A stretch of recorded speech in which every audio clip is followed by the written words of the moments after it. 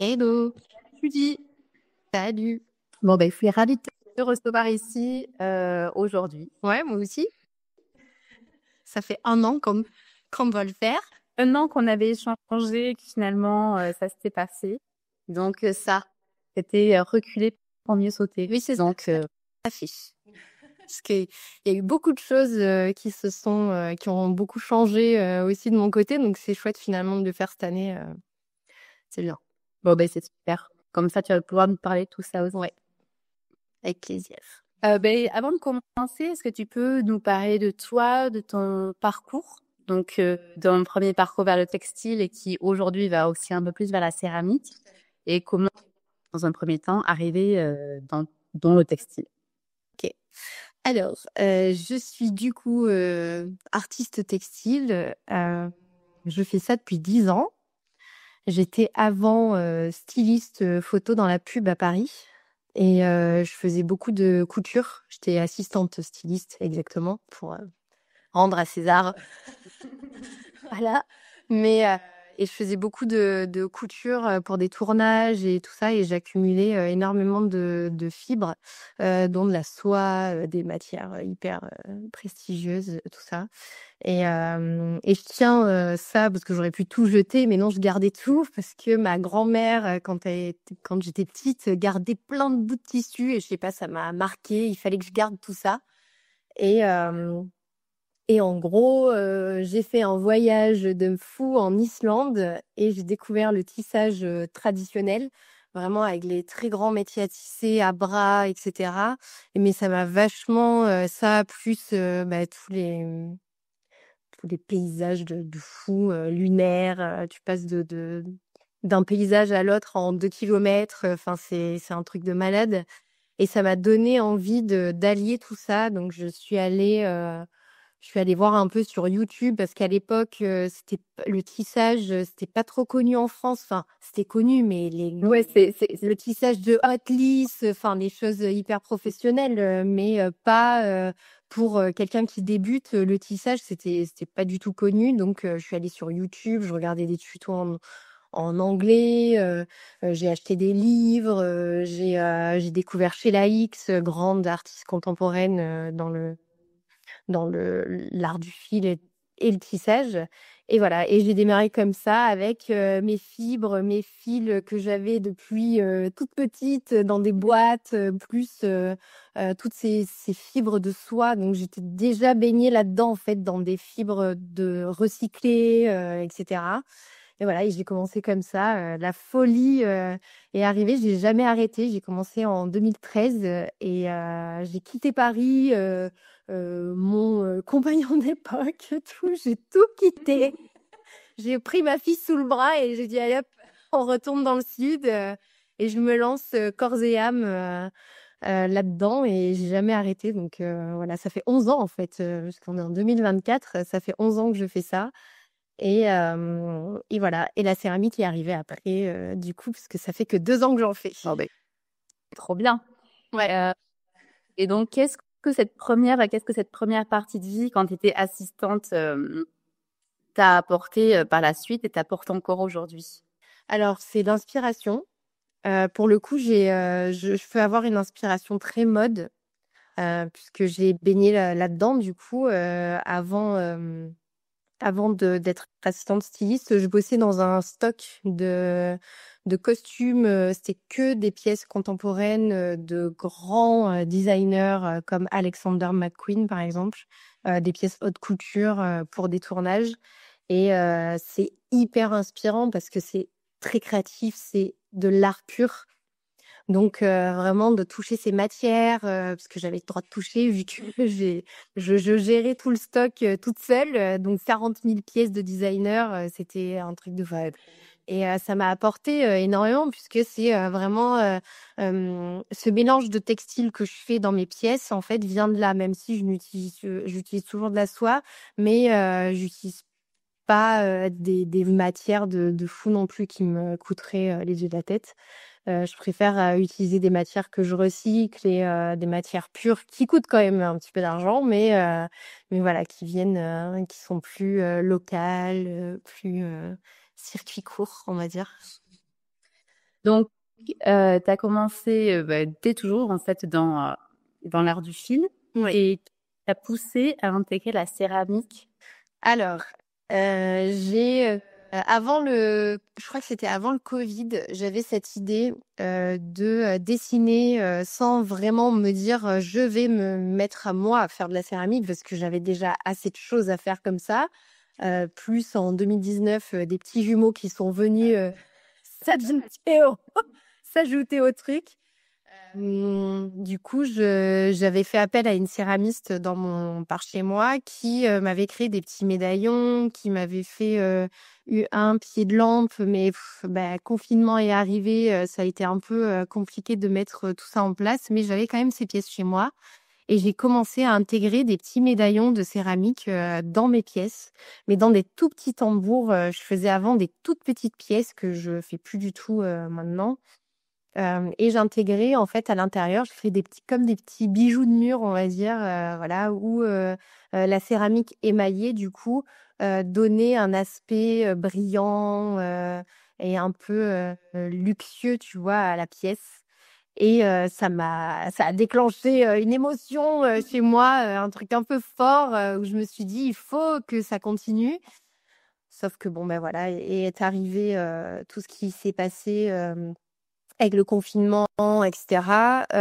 J'ai un peu abandonné cette idée. J'avais un peu essayé avec de la pâte autodurcissante, mais bon ben voilà, ça craquait, ça tient pas. En fait, c'est pas du tout solide. C'est donc j'ai abandonné très rapidement, même si à la fin je donnerai un peu des conseils parce que pour débuter c'est quand même vachement bien. Euh, mais voilà. Puis j'ai eu la chance de faire une collab avec des céramistes marseillaises, Franca, du coup. Caroline et France, et je leur ai proposé qu'on fasse des lampes. Et ça a un peu déclenché tout le truc chez moi, parce que c'était il y a 2 ans. Et, euh, et de ça, des architectes ont commencé à me contacter parce qu'elles avaient vu passer sur les réseaux sociaux. J'avais créé un diptyque énormissime où on avait intégré dedans de la céramique. Et ça avait tapé l'œil à beaucoup de prescripteurs. Et c'est grâce à ça, en fait, que ça a déclenché, du coup, mon départ dans la céramique, puisque je travaille sur des projets que je ne montre pas encore puisqu'ils ne sont pas encore sortis, depuis 2 ans, sur des projets d'hôtels de luxe, où je vais faire des lampes. Et, euh, et à la demande, c'est une forme un peu particulière et toutes les céramistes que je connaissais ne pouvaient pas réaliser cette pièce. Donc, je me suis dit, je vais le faire moi-même. Voilà, tout simplement. Et j'ai trouvé une merveilleuse prof à Hyères, du coup, qui est à quelques kilomètres de chez moi, qui m'a en fait aidée en me formant, en faisant directement, en fait. Je n'ai pas été formée à faire de petites choses. J'ai été formée direct à faire mon pied de lampe. Et j'ai appris comme ça. Mais du coup, j'ai intégré hyper rapidement la technique. C'est pas du tour. J'ai essayé le tour, mais en fait, je sais pas. Il y a un truc chez moi qui fait que c'est pas possible. J'ai les mains en sang chaque fois. Donc, j'ai abandonné. Mais vraiment en sang, hein. Je rigole même pas. J'avais fait des stories pour montrer que j'ai la peau qui tombe tôt. Et tu prenais, parce que tu utilisais de la terre chamottée peut-être, c'était pour ça. Non, même pas. Même pas. C'est du W11, donc voilà, du grès à basse température, glisse, sans chamotte. Mais voilà. Je pense que j'ai la peau beaucoup trop sèche pour faire ce genre de technique. Donc du coup, je fais du modelage. Et bon, je peux dire la forme, c'est une boule en fait. Donc c'est très particulier parce qu'il faut qu'elle soit vraiment parfaite. Et à tourner, apparemment, c'est quand même pas hyper facile. C'est compliqué, surtout si après elle est grosse. Voilà. Surtout si c'est des grosses. C'est ça. Donc j'ai appris à faire ça. Et j'ai hâte de montrer un peu ce que ça va rendre. Mais bon, c'est pas avant 1 ou 2 ans. Et c'est des gros hôtels, du coup, ça prend beaucoup de temps entre le temps du prototype, la validation du projet, puis les travaux et la sortie du projet. Il y a beaucoup de temps. En tout cas, c'est un projet magnifique. C'est un projet de fou qui allie vraiment l'abat-jour. Il est assez artistique et la pièce de céramique en soi, elle est vraiment toute simple. Elle est émaillée, mais toute simple. Mais en fait, ça m'a vachement mis dans le truc puisque j'ai dû apprendre le pastillage dans un moule en plâtre. Tu tournes, tu fais tes petits pastillages et après tu dois mettre ta barbotine, etc. C'est une technique qui est vraiment voilà. C'est une technique assez complexe. Tu t'es directement lancée dans un... Exactement. Mais au final, je suis OP. Mais non, tu gères. Maintenant, je gère. Du coup, alors, je reste sur des formes très simples maintenant. Quand je fais mes pieds de lampe, c'est un cylindre, voilà, des choses très simples. Mais voilà, j'ai compris le truc. J'ai compris aussi qu'avec la céramique, il y avait énormément de patience parce qu'il faut tout le temps de séchage. Et ça, j'avoue, je suis très patiente quand je fais des pièces pendant 50 heures, mais c'est pas du tout la même chose que de la céramique où on va faire une pièce en 1 heure, 2 heures. Mais après, il y a 3 semaines d'attente. 3 semaines d'attente. Après, tu vois, il y a aussi tous les risques qui vont être liés à la cuisson. Exactement. Tu n'as pas forcément un art du fil. Quand tu as terminé ta pièce elle est terminée. Voilà, je fais mes finitions, c'est fini. Voilà, là, c'est le stress dans le four. Est-ce que j'ai laissé assez sécher ma pièce? Est-ce qu'elle va pas éclater dans le four?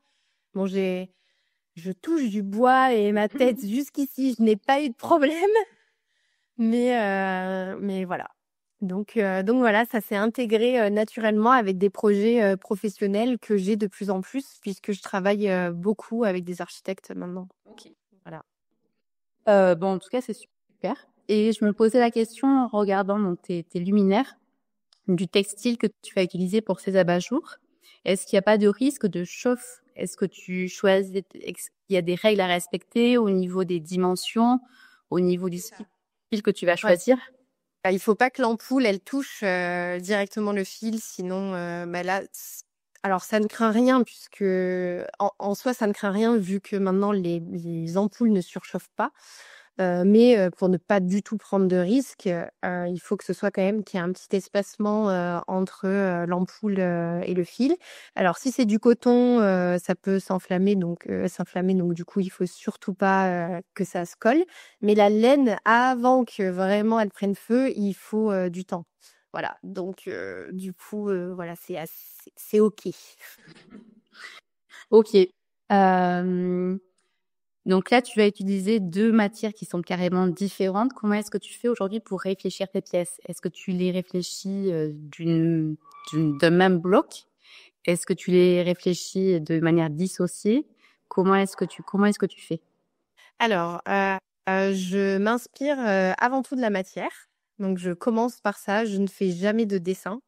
Ou alors vraiment si j'ai des clientes qui insistent, ce que je peux comprendre aussi, surtout sur les très, très grosses pièces. Là, j'ai fait des pièces vraiment géantes.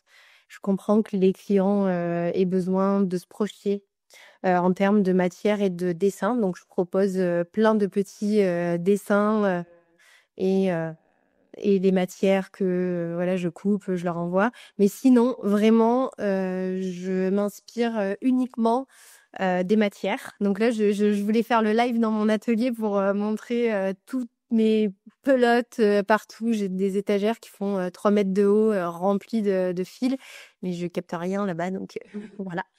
Mais en gros, c'est ça. J'ai l'inspiration de mes clients. Je vais dans mon atelier, je choisis les matières. C'est beaucoup au toucher, donc c'est pour ça que la céramique me plaît autant. C'est parce qu'il y a cette matière qu'on touche, on met les doigts dedans.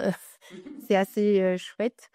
Et une fois que j'ai choisi toutes mes matières, là, je sais pas, il y a un truc qui se passe dans ma tête et tout se fait naturellement. C'est que ce soit pour les abat-jours, alors que c'est quand même un peu plus limité, parce que j'ai mon cylindre, mais j'arrive toujours à je sais pas, avoir une inspiration en me disant, bah tiens, si je rajoutais ça, là, ça ferait vachement bien avec cette matière-là. Ah, ben celle-là, ça fait longtemps que je l'ai pas utilisée, je vais l'insérer dans le truc. Et ma tête, il y a 1 milliard de... C'est parti. Et voilà, et c'est parti. Et je m'arrête pas.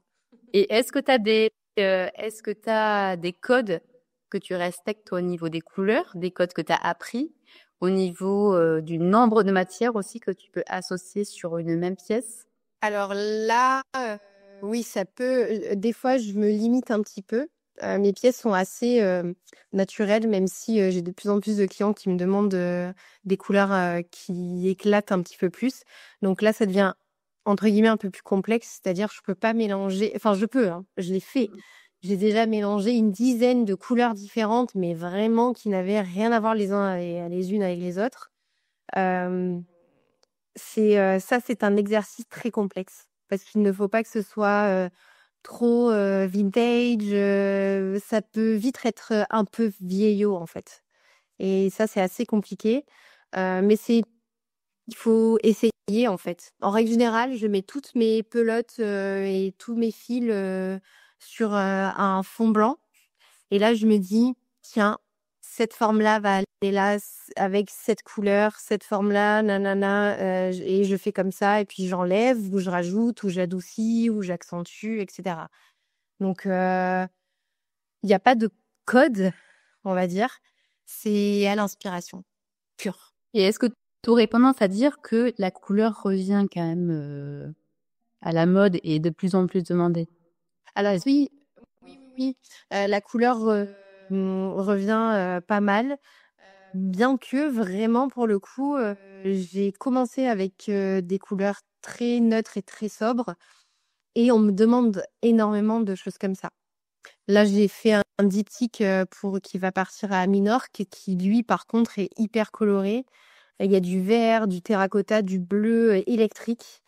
Mais ça va hyper bien ensemble, mais ça ira très bien dans la maison où ça va partir parce que il y a voilà, la chaleur, de tout, de l'ambiance, voilà. Oui. Mais oui, il y a de la couleur, mais il y a beaucoup de naturel. Donc, toi, tu es maman de jumeaux. Et d'une grande fille aussi. Aussi d'une 3 enfants, c'est pas mal. Mais tu as aussi toutes tes créations. Comment est-ce que tu gères une semaine type? Une semaine type, comment je la gère? C'est vrai que le matin, alors tous les matins, on n'a pas le choix parce que mon mari commence très tôt le travail et il emmène la grande à la fac. Donc du coup, c'est assez sport, mais bon, ça a toujours été comme ça. Ils ont 5 ans, donc tous les matins, je me lève avant eux. Je les réveille en douceur, je leur fais leur petit-déj, etc. Donc, c'est vraiment de 6h30 à 8h30, je suis maman à 100%. Voilà. Des fois, j'arrive à envoyer quelques mails. Donc, souvent, mes clients reçoivent des mails à 6h30 du matin. Voilà. Mais donc, je fais ça. Après, ma journée, elle est entrecoupée entre un petit peu l'atelier, un petit peu mes mails, les facturations, etc.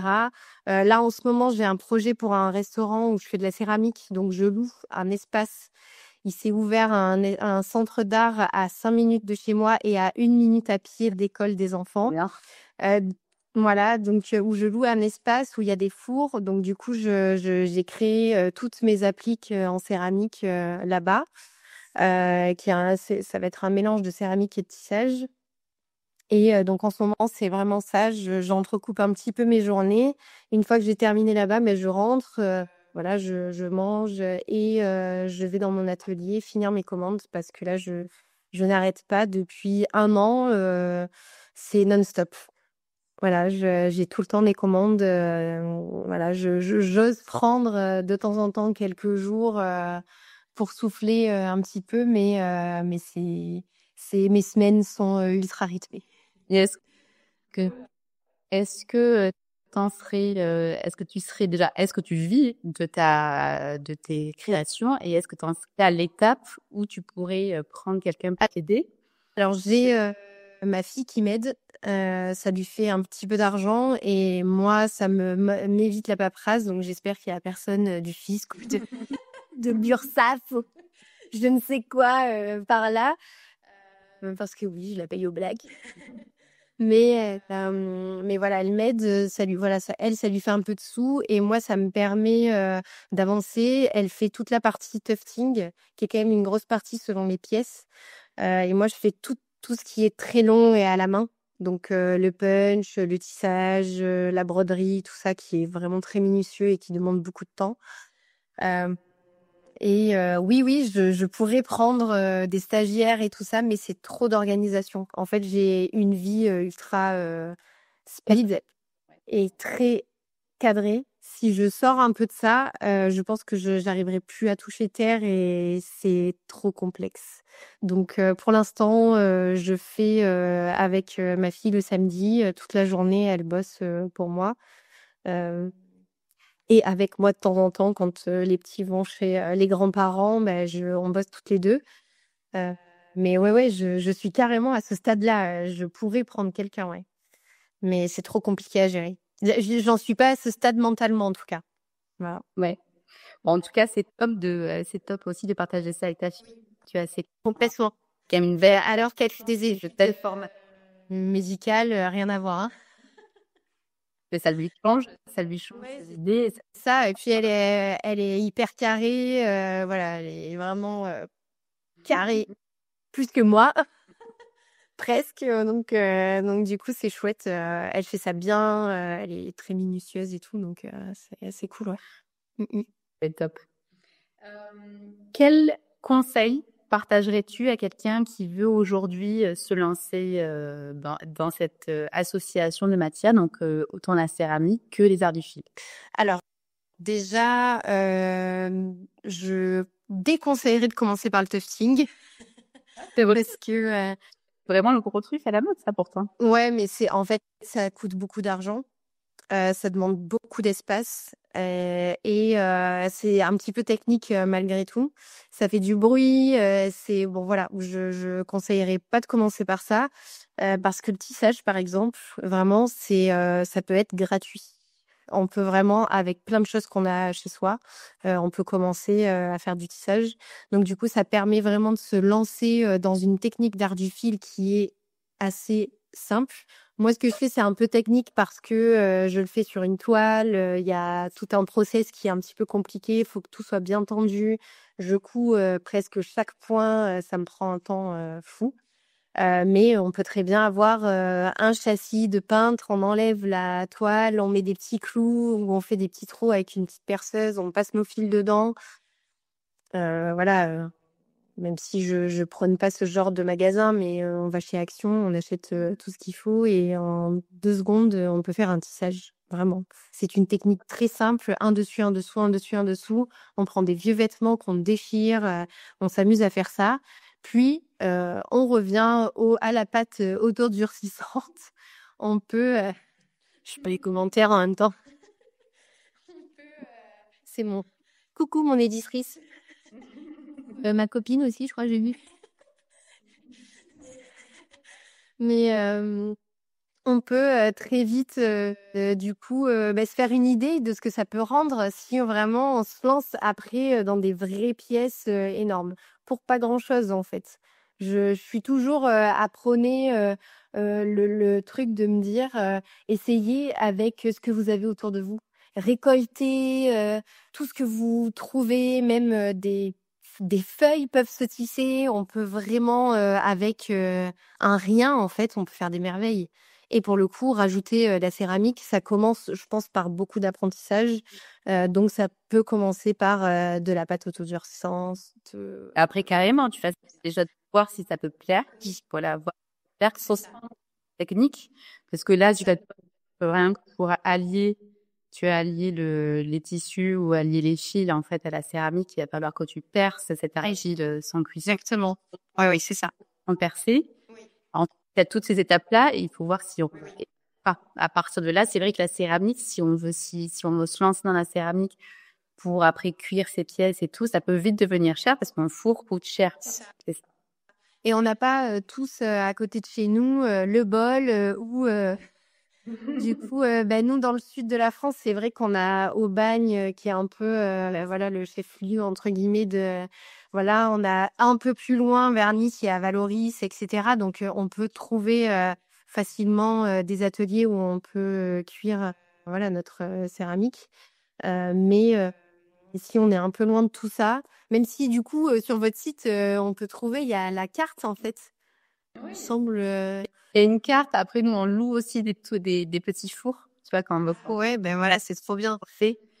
Ouais, ça permet d'expérimenter pour voir déjà si ça plaît vraiment. Et puis après, au bout d'un certain temps, il faudra Investir. Ça, moi, j'en suis pas du tout à ce stade encore, par exemple. Donc là, je fais un peu ailleurs avec ma prof de céramique. Et en même temps, à côté de ça, je vais du coup à côté de chez moi au centre Mano et Alto où je peux cuire.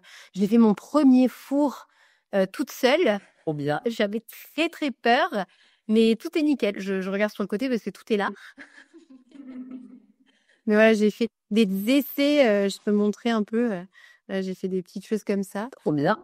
Voilà, que je vais intégrer parce que j'ai un très très gros tableau à faire là pour décembre et je vais intégrer des pièces, donc elles sont un peu grosses. D'habitude, je fais des plus petits médaillons, mais là j'ai fait ça et en fait pour pas les émailler et me lancer dans un four d'émail où je dois vraiment tout séparer parce que voilà, le biscuit suffit, c'est une faïence qui est un peu couleur crème et je vais juste la cirer avec de la cire à chaussures. Bien. Voilà. Ouais, ça, c'est toutes les techniques de sculpture. Tant que, vu que toi, t'es pas dans l'alimentaire, tu peux très bien. Exactement. Et ça, c'est génial parce que du coup, je peux utiliser n'importe quoi, même de la peinture en fait. Et je mets un vernis dessus et ça, c'est trop bien. J'ai pas besoin d'être démaillée parce que là, j'ai une tonne. J'ai fait des, des perles à gogo. Donc, je fais ça aussi dans un but aussi de... Je peux pas recycler, moi, la terre où je suis. J'ai pas mon atelier à moi. Donc, en fait, je fais des tonnes. Là, j'ai fait 40 appliques et forcément, j'avais plein de restes. Et voilà, j'ai fait des tonnes et des tonnes de perles que je vais mettre dans mes futures commandes du coup. C'est bien. Voilà. Donc après, toi, tu les intègres sur comment tu fais pour les Et en intégrer? fait, je fais des petits colliers et ensuite, je mets le point A et le point B du coup voilà, et ensuite je viens coudre pour pas que ça bouge et que ça casse même au transport parce que le biscuit c'est bien mais c'est quand même un peu plus fragile que si il y a l'émail. Donc du coup je couds entre chaque perle, je mets un petit point de couture sur ma toile et ça bouge pas. Comme ça, je peux faire les formes que je veux au final. Ça, c'est trop cool. Bravo. Bravo. Pour terminer tout ça, est-ce que tu peux nous partager des livres d'inspiration, des choses qui t'inspirent et qui te... Je les ai pris comme tu m'avais envoyé le... Alors, j'en ai deux, du coup. Donc, j'ai celui-là. C'est vraiment le livre ultime. Bon, là, c'est à l'envers, du coup, mais ça s'appelle Palette Perfect, qui est vraiment le livre, pour moi, le livre ultime pour les couleurs. Combien? Ouais, ça, c'est... Il y en a deux qui sont sortis. Moi, j'avoue, j'ai toujours pas acheté le deuxième qui est sorti il y a quand même peut-être un an ou deux. Mais voilà. Ah ouais. Aussi à certaines couleurs. Et il y a même des photos d'inspiration. Par exemple, je suis tombée en plus pile. Je crois que ça, c'est de la céramique. Il me semble que c'est une céramiste qui fait ça. Mais voilà. Donc là, il y a toutes les codes couleurs qui sont liés à ce type de création. Donc du coup, moi, ça m'inspire. Si par exemple, l'année dernière, j'ai eu, par exemple, une commande où je ne devais pas mettre un seul pet de blanc. Alors moi qui mets ou de écru. C'était bleu électrique, grosse fluo, vert, orange, voilà. Bon, le diptyque, il est magnifique. J'étais très fière de moi, mais ça m'a, C'est sûr, c'est un défi. c'était vraiment, j'ai eu chaud. Mais ce livre m'a vachement aidée. Mais vraiment, donc le livre, c'est Palette Perfect. Fouque. Bon, ben, J'ai pas un super accent, mais c'est bon là. Il est en français et en anglais. Bon, celui-là, Je l'ai acheté quand il est sorti, donc il n'était pas traduit encore. Mais il me semble qu'il est traduit en français maintenant. Voilà. Donc celui-là, c'est vraiment la référence qu'il faut avoir. Voilà, il est top. Et l'autre livre, je le feuillette de temps en temps, je le connais par cœur, ça fait 10 ans que je l'ai. Il est magnifique, hein, c'est mes parents qui me l'ont offert pour mes 30 ans. C'est le livre de Sheila Hicks et c'est vraiment, il est il est matiéré et tout, c'est un beau livre d'art. Et dedans, en fait, il y a une collection des œuvres de Sheila Hicks et du coup, voilà, des croquis. Il y a là, par exemple, je crois que c'est de la corne ou je sais plus ce qu'elle a mis dedans. Nanana. Non, non, c'est carrément ça, c'est des coquillages. C'est genre des couteaux. C'est magnifique. Voilà. Tu peux me redire le nom du livre et de... En fait, c'est Sheila Hicks, tout simplement. Oh. On le trouve, je sais pas il est encore édité, mais il n'a pas de titre à proprement parler. C'est elle, quoi. C'est toute son œuvre, toute son œuvre. Après ce livre, elle a fait des choses fabuleuses encore. Mais en gros, c'est son histoire. Elle a 80 ans, tu vois, mais c'est la référence. Enfin, moi, c'est mon... Je l'idolâtre. Bon, ben c'est top. Morgane, vraiment, merci. Merci. De rien, merci à toi, c'était chouette. Nous, on a hâte de voir tes luminaires. Ouais. Alors là, pour le coup, j'ai autant dans les hôtels ça va sortir dans voilà. Mais là, pour le restaurant, c'est le mois prochain. Alors j'ai mon modèle essai juste devant moi, mais je peux pas le montrer. C'est bien. Et donc là, au niveau de la céramique, toi, donc il y a des pièces pour un resto qui sont en train de sortir. C'est ça, il y a des appliques. Il y a donc des appliques pour un resto. Et après, tu as les autres, tu as le gros hôtel. Et est-ce que tu as d'autres projets qui sont en cours? Alors là, comme depuis quelques semaines, je suis totalement autonome sur la céramique. J'avais très peur, hein, j'avoue, mais je pouvais pas faire ces 40 pièces chez ma prof. J'aurais pris trop d'espace. Du coup, ça m'a donné envie de relancer les lampes. Donc, il y aura des lampes, une vente de lampes, je pense, entre janvier et février. Voilà. Et après, si je peux donner un peu des actus, je fais le salon Révélation. Voilà, j'ai été sélectionnée pour Révélation. C'est bien. Voilà. Ouais, c'est super. Et je vais mélanger céramique et je vais faire un triptyque immense. Et je vais mélanger du coup des colliers de perles à l'intérieur, de perles en céramique. Donc du coup, il y aura un petit peu moins de technique d'art du fil parce que je trouve que ça fait trop brouillon après. On se perd un peu dans tout ça. Mais voilà, je vais faire ça. Et après, je pars 3 semaines au Japon. Où on part avec mon mari. Voilà, ça s'est décidé. J'ai fait une très belle année. J'ai dit à mon mari, on part. Voilà, on part, c'est notre rêve. Moi, je rêve de voir même la céramike là-bas. Ah ben là-bas, je pense que tu vas être servi. N'hésite pas, ça. J'ai interviewé une céramiste qui est partie au Japon. Écoute ce podcast, soit sur Instagram ou sur podcast, elle partage des lieux intéressants justement pour aller visiter des ateliers. Elle a assez appris. Ça marche. En tout cas, merci pour tout, Julie. Merci à toi, c'était super. Merci.